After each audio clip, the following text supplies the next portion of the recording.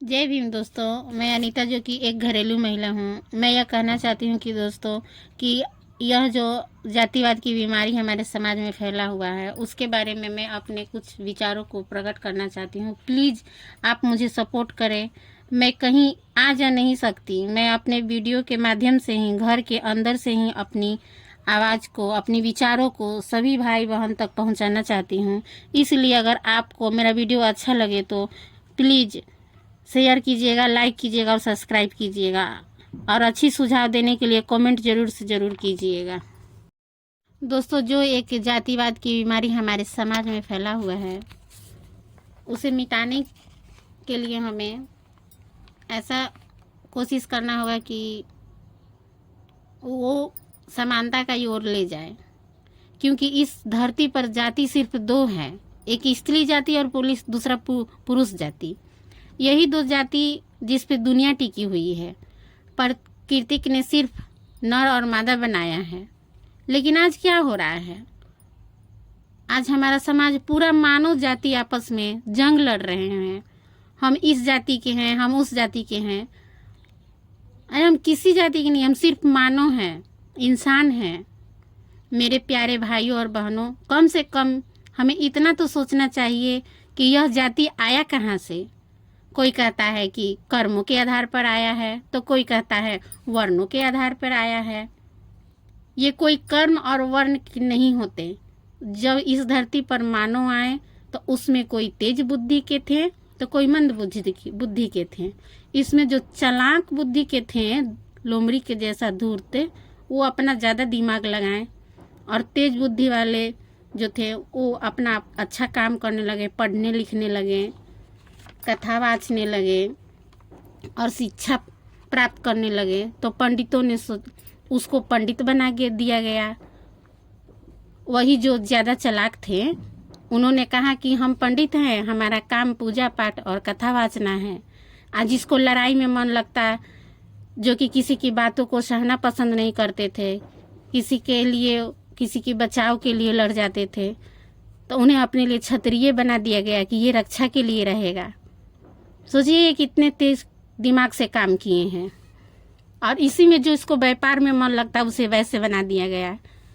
और जिनको हल चलाने में, मेहनत करने में, ज़मीन अपना धरती माता को जोत के उपजाने में, खून पसीना एक करके बहा करके, साफ सफाई करके अनाज उपजाने में मन लगता था, तो भाई वो तो अपना धूल गर्दी में, गर्दा जो होगा उसमें तो गंदा होगा ही। तो उसे क्षुद्र बना दिया गया कि ये हमारे लिए सब करके लाएगा और हम खाएंगे, और छुआछूत की बीमारी रख दिया। बताइए, वो चीज़ में लेने में उससे छुआछूत नहीं लगता।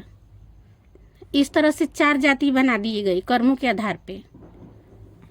पहले कर्म के आधार पे तो जाति भी बदल दी जाती थी, पर इस तरह से एक ही परिवार में कई जाति के लोग हो जाते थे। फिर हम देखते हैं कि भारत में वर्ण व्यवस्था के आधार पर 4 प्रकार के वर्ण का पालन किया जाता है, जैसे ब्राह्मण, क्षत्रिय, वैश्य और शूद्र। जो व्यक्ति लोमड़ी की तरह चालाक थे, जिनके मन में यह बात आई कि मैं सब पर शासन करूंगा और एक ऐसा शासन किया जाए कि उनके वंशों को गुलाम करके रखा जाए, अपनी मनमानी ढंग से काम करवाया जाए और उनके मन, तन, धन, हर चीज़ पर हम ही राज करें। वही चालाक जिनके मन में यह लोमड़ी की तरह धूर्तबाजी था, वही कुछ व्यक्ति यह वर्ण व्यवस्था लाएं, जो कि कहते हैं कि हम ब्राह्मण हैं, हम ब्राह्मण की मुख से पैदा हुए, और जिनको उन्होंने क्षत्रिय बनाया वह ब्रह्मा के बाजू से पैदा लिए। जो वैश्य है वो जंघा से पैदा हुए, जो क्षुद्र है ब्रह्मा के पैरों से जन्मे हैं। अरे जब तुम ब्राह्मण हो, ब्रह्मा के मुख से पैदा हुए हो, तो तुम्हारे में तो पावरफुल आना चाहिए। क्यों शादी करते हो? तुम भी अपने मुख से पैदा करो, अपने जन्म करो, बच्चे को जनन करो। वो ब्राह्मण असली ब्राह्मण रहेंगे। तुम जब अपने आप को भगवान का दूत समझते हो तो हमेशा सबका तो एक ही जगह से जन्म होता है। और तो ये बात, ब्रह्मा जी के मुख से जन्म लिए। ब्रह्मा जी क्या थे? एक जेंट्स थे। कभी देखे जेंट्स के शरीर से बच्चे पैदा होते हुए? कितना बड़ा मूर्ख बनाए हैं ये लोग। अपने आप को विद्वान कहते हैं। समझने वाली बात है। वो अपने आप को बोले कि हम ब्रह्मा हैं, हम ब्रह्मा जी के मुख से जन्मे हैं, तो हम कथा वाचेंगे और तुम सब हमारे लिए हर काम करोगे। अपने आप को भगवान का दूत समझते थे और कहते थे कि तुम हमको दान दक्षिणा करो और हमको दान दक्षिणा दोगे तो तुम्हें स्वर्ग की प्राप्ति होगी। इस तरह से मूर्ख बनाते थे हमें। पढ़ने का अधिकार हमें नहीं दिया जाता था। लेकिन एक महान व्यक्ति बाबा साहेब ऐसे हुए, जन्म लिए इस धरती पे कि हमें पढ़ने का अधिकार दिलाए और औरतों की स्थितियों की सुधार किए। वह अपने जीवन में हर सुख शांति को त्याग कर दिए, बहुत ही बड़ा बड़ा बलिदान देकर संविधान को लिखे और इसे पारित करने के लिए अनेकों दिक्कतों का सामना किए। अपने बीवी बच्चों, सेहत, अपनी जीवन तक का परवाह न करते हुए अपना पूरा बलिदान दे दिए। अपने जीवन में अनेकों कठिनाइयों का सामना किए, जो कि इनकी कठिनाइयों को कहने और सुनने से रोना आता है। दोस्तों, बाबा साहब ने इतने बड़े महान व्यक्ति थे कि कहें ना कहे जाए और उनके इस बलिदान को हमें व्यर्थ नहीं जाने देना चाहिए। जो बहनें हमारी पढ़ी लिखी नहीं है वो भी इनकी महानता के बारे में सुने जाने। वह महिला चाहे किसी भी जाति की हो, बाबा साहब किसी एक जाति के लिए यह संविधान नहीं लिखे हैं, ना बनाए हैं। जाति के लिए हम पूरी स्त्री जाति के लिए इन्होंने कानून बनाया। अपने संविधान में हर घरेलू महिला से मैं हर एक घरेलू महिला से विनती करती हूँ कि जो आप आज इन पूजा पाठ पुण्य पाप में पड़ी हुई हैं, उसमें अपना समय बर्बाद कर रही हैं, मत कीजिए।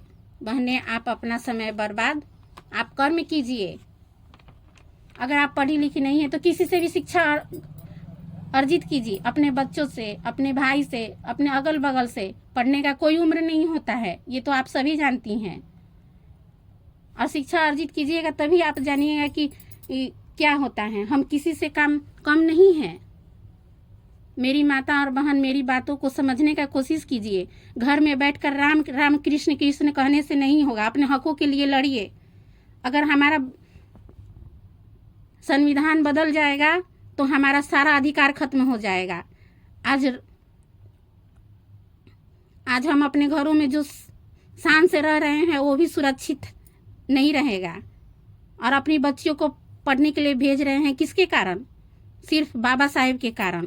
अगर बाबा साहेब नहीं होते तो आज हर घर में औरतों से अपनी अग्नि परीक्षा ली जाती। आप हर जगह राम जी का माला जप रहे हैं, क्या राम जी सीता माता के साथ सही किए थे? आप ये सोच रही हैं? नहीं। जब उन्होंने सीता माता का अग्नि परीक्षा ले ही लिए थे, तब सीता माता को किसी को कहने पर महल से बाहर क्यों निकाल दिए, क्यों वन में भेज दिए? क्या वही राम जी के भरोसे हम बैठे रहेंगे और राम राम जपते रहेंगे? नहीं।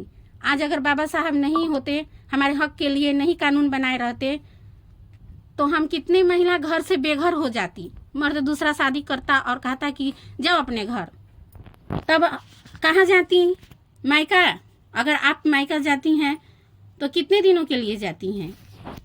आप वहाँ कितने दिन रह पाएंगी? नहीं रह पाएंगी। सब ताना मार मार कर आपका जीना मुश्किल कर देगा।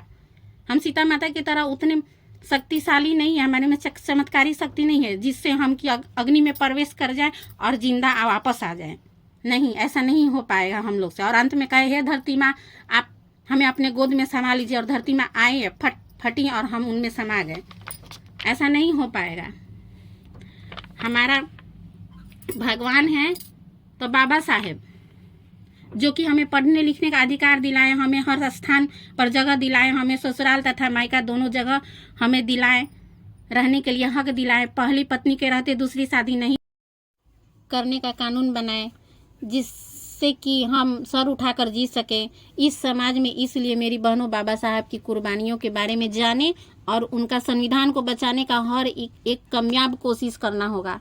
बस दोस्तों, अगला विचार मैं अपने अगले वीडियो में बताऊंगी। तब तक ले जय भीम दोस्तों।